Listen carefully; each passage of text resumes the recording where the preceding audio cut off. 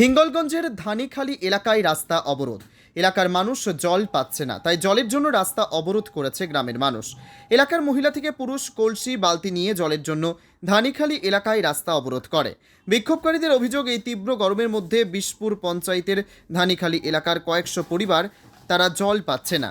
এলাকার মহিলাদের এই রোদের মধ্যে পাশের গ্রামে জল আনতে যেতে হয়। এই গরমে জল পাচ্ছি না, তার জন্য রাস্তা অবরোধ করা হয়েছে। আর এর মধ্যে ধানিখালী মাঝের পাড়ে আমি একদম জল পাচ্ছি না। এই একটা মেশিনে জল আগে যাই পেতাম, আর এখন একটা মেশিন, দুটো মেশিনে জলই পাচ্ছি না।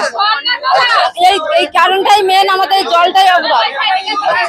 আর সেই জন্য রাস্তা অবরোধ করেছে।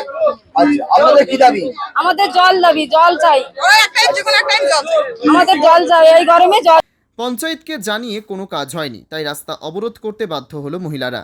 প্রধান মানস দাস জানান, যদি সমস্যা হয় তাহলে অতি দ্রুত সমস্যার সমাধান করব।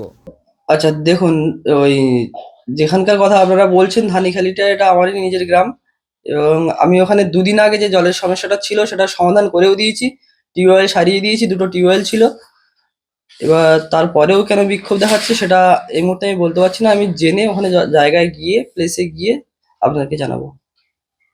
যদি সমস্যার সমাধান করবেন? হ্যাঁ হ্যাঁ, একদম সমস্যার সমাধান করে দেবো। আমি যতটুকু জানি যে ওখানে কলটা সারাই করে দিয়ে এসছি আমি। না না, ওরা যে পাইপ লাইনে জল সেটা পাচ্ছে না বলছে ওরা।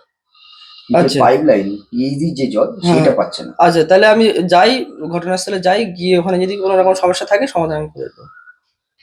Bureau report, PB news.